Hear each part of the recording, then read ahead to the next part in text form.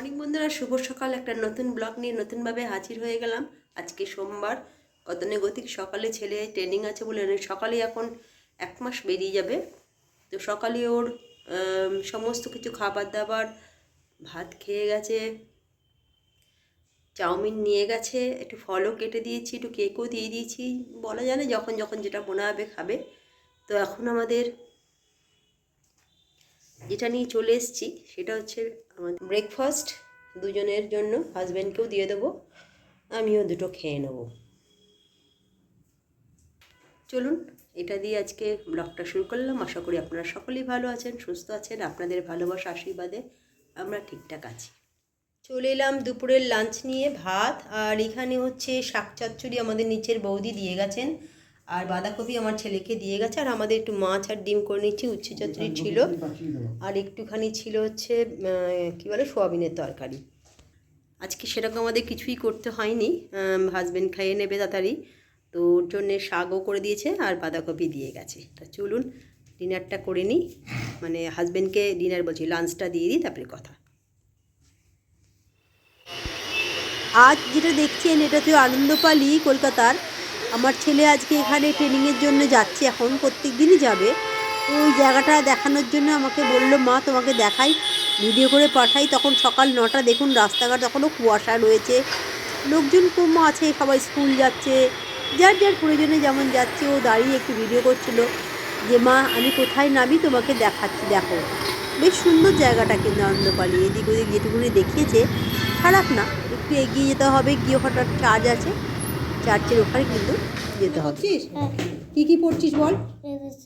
আর 1 2 আর match করলি আজকে? A for apple, B for ball পড়ছি। হ্যাঁ, সি ফর ক্যাট।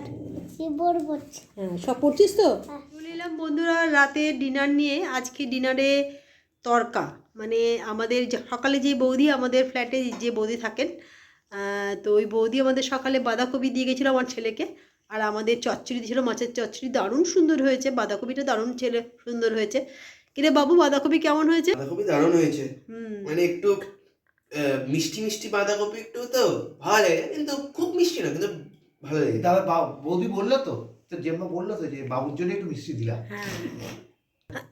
বাঁধাকপি দিয়ে সে রুটি খেয়েছে। আর একটা নিউজ, যে কালকে ভাবলে একটু সেটা এখানে এসে বল। আচ্ছা বলিনি আগে, তারপরে যে ওই তরকাটা, এই যে তরকাটা বৌদি বানিয়েছে আমাদের রাতের বেলা। বৌদি এর আগের দিনও দিয়ে গেছে, আজকেও দিয়ে গেছে। সবচেয়ে বড় কথা কি, বৌদির মধ্যে যে আন্তরিকতাটা আছে না, সেটা সত্যি, মানে সেটার আর মানে অন্যভাবে। বাবুকে যেমন ভালোবাসে, নিজের ছেলের মতন ভালোবাসে, আমাকে নিজের বোনের মতন সবসময়। হ্যাঁ, আমরাও কিন্তু সবসময় দাদা বৌদিকে আমাদের নিজের, এই ফ্ল্যাটের মধ্যে আমাদের তো বাবা মা নেই, দাদা বৌদিকে আমরা নিজেরা আমাদের গার্জেন মনে করি, আমাদের শুভাকাঙ্ক্ষী। তো অবশ্যই বড় বলে সম্মান করার চেষ্টা করি, ওনাদের সব কিছু পরামর্শ নেওয়ার চেষ্টা করি। আর আগাগোড়াই বৌদি দাদা কিন্তু খুব আমাদের হেল্প করে, সব বিষয় হেল্প করে।